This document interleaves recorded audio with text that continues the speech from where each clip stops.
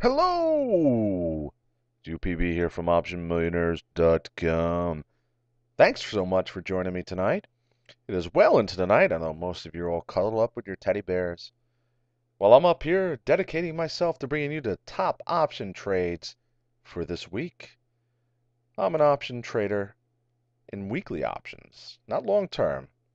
So while I do think things could collapse longer term, all I care about is the daily gyrations. For those of you who have been following my videos, you knew I was expecting a move like this. Because the central banks will not let the markets collapse. Come on. Anyone who thought we were going to collapse or crash, just, go home and do your homework. We knew this was going to happen.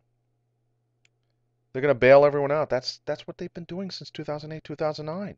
Pumping money, liquidity into the marketplace. The markets aren't going to crash. They may pull back.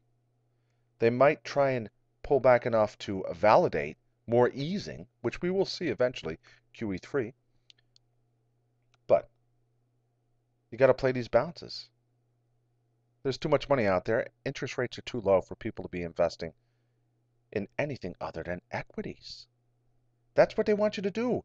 Invest in high risk. And high risk right now is the stock market, which we're seeing a great bounce in overnight. Right now, futures are up 1.2%. Risk assets are up. Risk currencies are up. Oil is up almost 2.5%. I've been calling for that for quite some time. We're going to see a nice rally there. We saw a nice rally in Apple on Friday. Apple was a great options trade. Apple went from 569 to 580 over the course of the session. Those 575 calls went from 30 cents to $5 plus. That's $300 into $5,000 in the span of less than a full trading day. Anyone who wants to disbelieve that there's insiders in this market, that the institutions and the big money knows more than you, they do. They do. Because ultimately there was no reason for stocks to rally on Friday. Because the dollar was up almost 1%. And we've seen the inverse relationship with the dollar being up, stocks are down. A higher dollar price makes asset prices also higher valued, meaning it costs more to buy them. So if the dollar's up, stocks are more expensive, which usually means a lower stock market. So we're up over almost 1% right at the open on the US dollar, and somehow we just kept heading higher.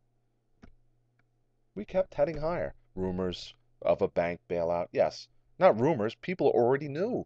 That's why stocks kept going higher. You think your buddy who you graduated with, who's got some insider information, he's not going to tell his buddy, and he's not going to tell his buddy?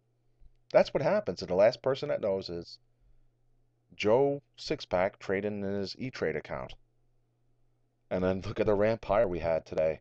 When the markets opened, it's on Sunday. We're up 1.2% now, but we were up much more than that earlier.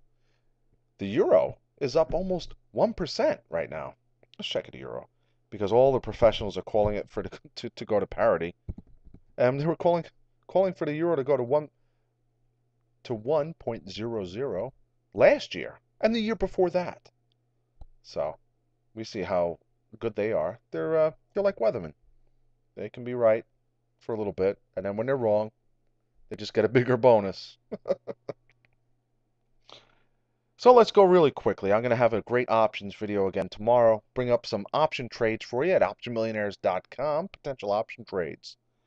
But yes, we had the dollar decline throughout the session on Friday, bringing stocks up. And stocks continued to ramp through the close. It was a buying orgy. We had Apple post a great move on Friday. Fabulous move for weekly option traders.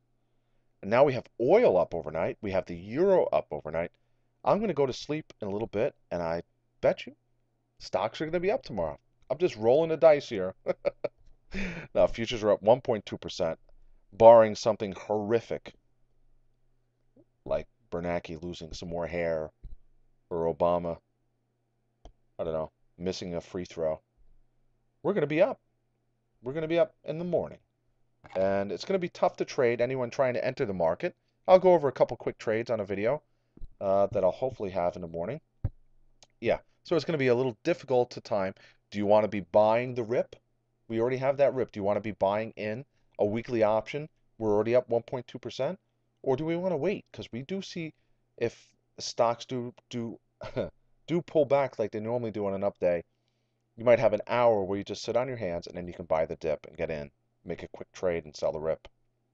Or do we sell the rip right at the open and stocks fade through the whole session? Well, we'll see what happens. This is UPB here from OptionMillionaires.com. We've got some great classes for you. We'll be live audio in the chat room tomorrow.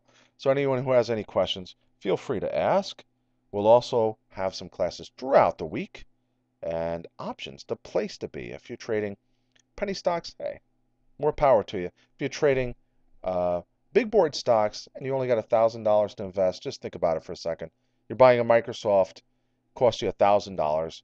Your commission is $10 to get in, $10 to get out. You've already lost 2% of your money just trading the stock. Now you need Microsoft to move more than that just to make any money.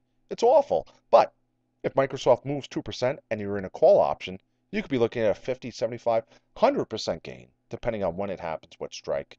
So options, clearly the place to be. And option millionaires, the place to be as well. This is UPB. Have yourselves a great night. Take care.